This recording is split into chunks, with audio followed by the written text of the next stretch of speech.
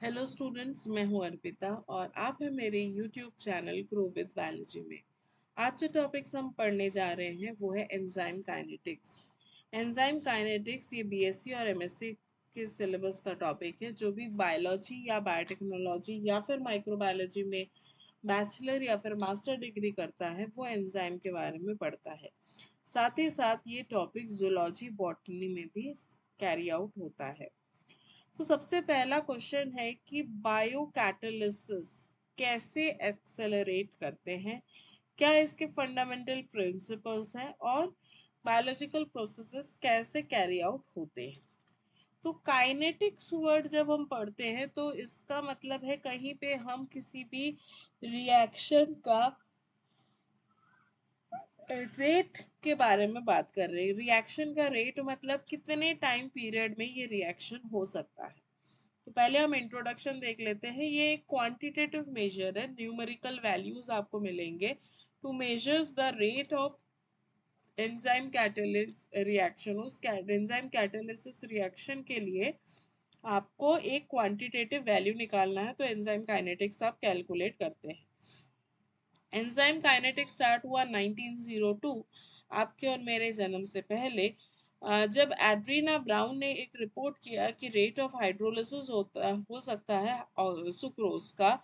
और ये इस रिएक्शन को हाइड्रोलिसिस ऑफ सुक्रोज, सुक्रोज का हाइड्रोलिसिस करने में जो एंजाइम लगता है वो एंजाइम है इन्वर्टेज। तो इन्वर्टेज किस तरह से रेट ऑफ रिएक्शन को बढ़ाता है, किस तरह से रेट ऑफ रिएक्शन कम होते हैं, ये 1902 में एड्रीना ने स्टडी कर लिया था।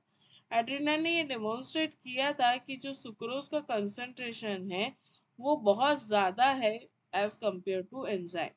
तो रेट ऑफ रिएक्शन, अगर सुक्रोज का कंसंट्रेशन बहुत ज़्यादा हो जाए तो रेट ऑफ रिएक्शन जो है वो इंडिपेंडेंट हो जाता है सुक्रोज के कंसंट्रेशन पे। पर जबकि वो अगर रेंज में रहे तो फिर वो दोनों एक दूसरे से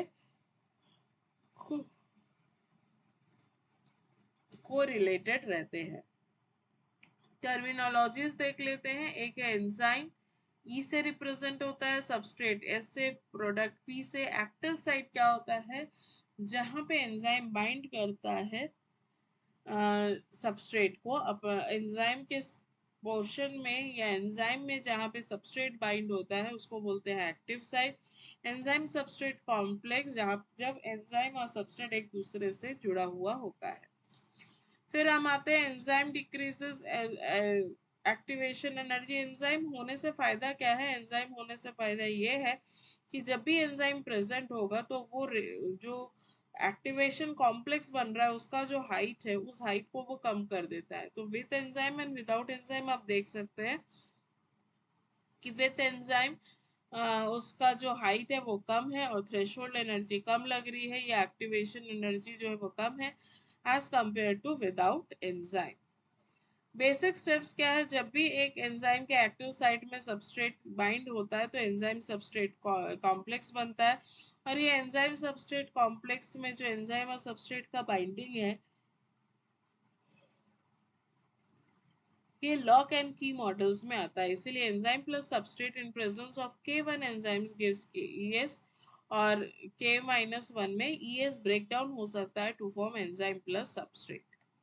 ये साइंटिस्ट है मैकेलिस और मेंटन, जिन्होंने माइकलिस मेंटन इक्वेशन या डेरिवेशन दिया था।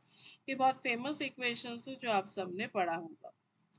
अब माइकल्स मेंटन मॉडल क्या बताता है? माइकल्स मेंटन इक्वेशन जो है that is V is equals to V max x divided by Km plus S। यहाँ पे हम माइकलिस मेंटन मेथड्स यूज करने के लिए हमको एक डेरिवेशन देखना होता है जहाँ पे enzyme plus substrate in presence of K1 gives ES और in presence of K minus 1 enzyme substrate का जो कॉम्प्लेक्स है वो वापस ब्रेक डाउन होता है टू एंजाइम प्लस सबस्ट्रेट, और K2 के प्रेजेंस में ये एंजाइम प्लस प्रोडक्ट बनाता है। जब हम ग्राफिकल रिप्रेजेंटेशन करते हैं तो एक पॉइंट ऐसा होता है जहाँ पे ये इक्वेशन हाफ V मैक्स हो जाता है, और ये अलग से हम एक क्लास करेंगे जहाँ पे हम डेरिवेशन पढ़ेंगे कि किस तरह से हम वी मैक्स या माइकल्स मेंटन इक्वेशंस को डिराइव करते हैं। तो ये इक्वेशन जो है वो डिस्क्राइब करता है कि काइनेटिक बिहेवियर हर एक एंजाइम का ये बन सकता है, और इस तरह से एक हाइपरबोलिक डेरिवेशन होता है जब V0 ऑन S, V0 और S के साथ बनाते हैं, और ये इससे आपका माइकल्स मेंटन काइनेटिक्स निकल जाता है। और ये इक्वेशन जो प्रैक्टिकली हम अगर Km या Vmax निकालना चाहें तो हम इस इक्वेशन को यूज करते हैं, और इसका जब रेसिप्रोकल कर देते हैं तो दैट इज डबल रेसिप्रोकल, और इस तरह से लाइन वेबर इक्वेशन या लाइन वेबर बर्ग प्लॉट होता है। और ये इनवर्स है माइकल्स मेंटन इक्वेशन का, जहाँ पे 1/b is equals to Km divided by Vmax into S plus 1/Vmax।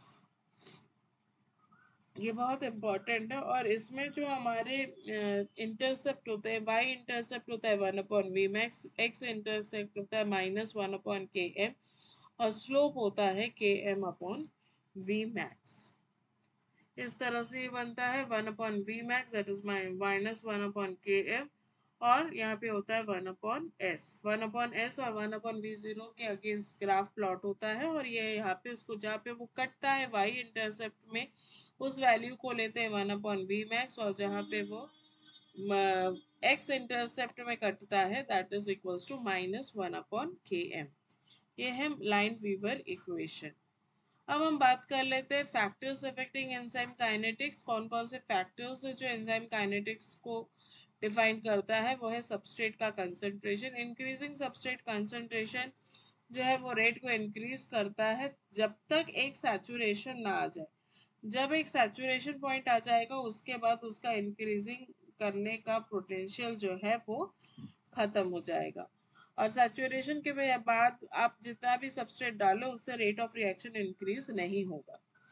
Enzyme concentration की अगर बात करें, अगर आप एंजाइम बढ़ाते जाते हैं तो उससे रेट ऑफ रिएक्शन बढ़ेगा, पर उतना ही बढ़ पाएगा जहां तक का सबस्ट्रेट रिएक्ट कर रहा हो। टेम्परेचर की अगर बात करें तो टेम्परेचर एक पॉइंट में आने के बाद फिर उसकी एक्टिविटी डिक्रीज हो जाएगी। जिस पॉइंट के बाद वो डिक्रीज होती जाती है उस पॉइंट को हम बोलते हैं ऑप्टिमल पॉइंट। अगर टेम्परेचर में कर रहे हैं तो ऑप्टिमम टेम्परेचर आ जाएगा, और अगर पीएच चेक कर रहे हैं तो ऑप्टिमम पीएच आ जाएगा। वो भी सारे ऑप्टिमम कंडीशन है जिसके बाद उसका एक्टिविटी कम हो जाता है। उसके पहले भी कम रहता है और उसके बाद में भी कम हो जाता है। पीएच में भी वैसा ही होता है, एक ऑप्टिमम पीएच तक पहुंचने के बाद फिर उसकी एक्टिविटी कम होने लगती है। पहले बढ़ती है, एक ऑप्टिमम हाईएस्ट वैल्यू पर पहुंचने के बाद फिर डिक्रीज होती है। फिर आते हैं इनहिबिटर्स, जहाँ पे हमको देखना होता है competitive inhibitors, non competitive inhibitors और अनकॉम्पिटिटिव।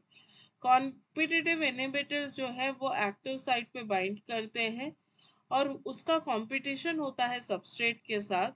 तो जब अगर इनहिबिटर जीत जाता है तो सबस्ट्रेट बाइंड नहीं कर पाएगा, और अगर इनहिबिशन है तो फिर Km का वैल्यू बढ़ेगा और Vmax का वैल्यू अनचेंज रहता है।